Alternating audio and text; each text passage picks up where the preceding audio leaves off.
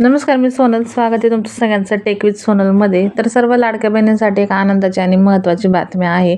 ज्या महिलांना वडील किंवा पती नाही अशा महिलांना ई-के-वाय-सी करताना काही अडचणी येत होत्या. त्याचबरोबर काही महिलांनी ई-के-वाय-सी केली होती, परंतु ई-के-वाय-सी करताना त्यांचे काही ऑप्शन जर चुकले असतील तर त्यासाठी आता पुन्हा ई-के-वाय-सी तुम्ही करू शकता. तर आता सरकारकडनं या तक्रारांची दखल घेत आता पोर्टलवरती नवीन ऑप्शन देण्यात आलेला आहे. तिथे जाऊन तुम्ही तुमची जी काही ई-के-वाय-सी आहे ती पुन्हा नव्याने करू शकता. काही तुमचे जर चुकलं असेल तर तुम्ही ती एडिटसुद्धा इथे करू शकता. तर ई-के-वाय-सी करण्यासाठी आता अंतिम तारीख ही 31 डिसेंबर 2025 आहे. परंतु आता ई-के-वाय-सी करण्यासाठी आता ही फक्त शेवटची संधी असणार आहे.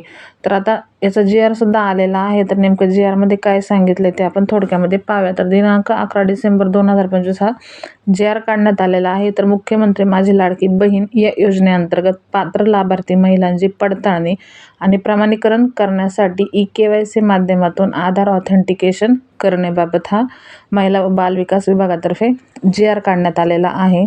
तर ते बघू शकता जी-आरमध्ये.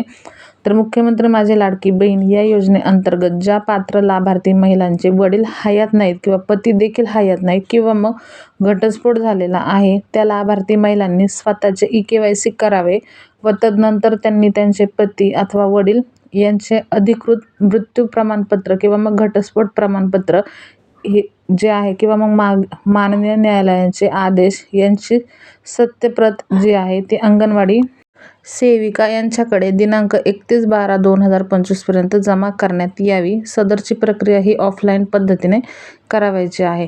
तसेच त्यांनी या योजनेच्या जी काही आपली ई-के-वाय-सी करण्याची ऑफिशियल वेबसाईट आहे ladkibehen.maharashtra.gov.in या पोर्टलवरती जाऊन ई-के-वाय-सी प्रक्रिया ऑनलाईन पद्धतीने अंतिम करणे आवश्यक असल्याने त्या वेब पोर्टलवर आवश्यक त्या सुधारणा करण्यात आलेल्या आहेत. त्या अनुषंगाने या पात्र लाभार्थी महिलांनी योजनेच्या वेब पोर्टलवरती भेट देऊन ई-के-वाय-सी प्रक्रिया ऑनलाईन पद्धतीने अंतिम पूर्ण करण्यात यावी. त्याचबरोबर सदर योजनेतील ज्या पात्र लाभार्थी महिलांना ई-के-वाय-सी प्रक्रिया पूर्ण केली आहे व त्यांच्याकडून पर्याय निवडताना काही चुका झाल्या असतील तर अशा लाभार्थ्यांना पुनश्च योजनेच्या वेब पोर्टलवरती ई-के-वाय-सी पूर्ण करण्याची एक अंतिम संधी म्हणजेच वन टाईम एडिट ऑप्शन दिनांक 31 डिसेंबर 2025 पर्यंत उपलब्ध करून देण्यात येत आहे.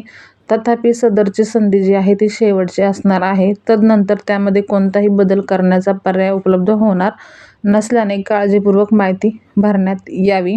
विभागाच्या क्षेत्रीय यंत्रणांनी सदरची ई-के-वाय-सी प्रक्रिया पार पाडण्यासाठी पात्र लाभार्थी महिलांना आवश्यक ते मार्गदर्शन व सहकार्य करण्यात यावे. तर मग अशा प्रकारे जी-आरमध्ये पूर्ण सांगितलेलं आहे की तुम्हाला आता ई-के-वाय-सीसाठीचा जो ऑप्शन आलेला आहे तिथे जाऊन तुम्हाला तुमची ऑनलाईन पद्धतीने पहिल्यांदा ई-के-वाय-सी करायची आहे. त्यानंतर ज्या महिलांना पती किंवा वडील हयात नाही आहे त्यांनी वडिलांचं किंवा मग पतीचं डेथ सर्टिफिकेट असेल किंवा मग डिवोर्स पेपर जे काही असेल तुमचं ते अंगणवाडी सेविकांकडे द्यायचं आहे. ते ऑफलाईन पद्धतीने होणार आहे. तिथे कुठलाही ऑनलाईन ऑप्शन नाही आहे. त्यामुळे ई-के-वाय-सी केल्यानंतर कागदपत्र अंगणवाडी सेविकांकडे द्यायचे. त्यानंतर तुमची इथे पूर्ण के-वाय-सी होणार आहे. आणि ज्या महिलांनी यापूर्वी ई-के-वाय-सी केलेली आहे परंतु त्यामध्ये त्यांच्याकडनं काय ऑप्शन निवडताना जर चुका झाल्या असतील तर ते पुन्हा इथे ई-के-वाय-सी करू शकतात. तर या संदर्भातली महिला व बालविकास मंत्री ज्या आहेत त्यांनी स्वतःसुद्धा याची माहिती ट्विट करून देण्यात आलेली आहे. त्यांच्या म्हणण्यानुसार काही दुर्गम भागामध्ये ग्रामीण भागामध्ये ई-के-वाय-सी प्रक्रिया जी काय आहे ती करत असताना त्यांच्याकडून काही चुका झाल्या असतील तर पुन्हा तुम्ही 31 डिसेंबरपर्यंत ह्या संधीचा फायदा घेऊ शकता आणि ही एक तुम्हाला वन टाईम म्हणजे शेवटची संधी असणार आहे. तर मग आता सर्व लाडक्या बहिणींनी शेवटच्या तारखेपर्यंतच म्हणजे 31 डिसेंबर 2025 पर्यंत आपली ई-के-वाय-सी लवकरात लवकर करून घ्यावी. तर हीच होती एक महत्त्वाची अपडेट. तर व्हिडिओ कसा वाटला हे नक्की कमेंट करून सांगा. व्हिडिओ जास्तीत जास्त लाडक्या बहिणींपर्यंत शेअर करा. आपल्या यूट्यूब चॅनलला सबस्क्राईब करा. त्याचबरोबर आपल्या फेसबुक पेजला सुद्धा फॉलो करायला विसरू नका आणि अशाच महत्त्वाच्या अपडेटसाठी आपल्या चॅनलला सबस्क्राईब करून बेल आयकॉनला प्रेस करायला मात्र विसरू नका.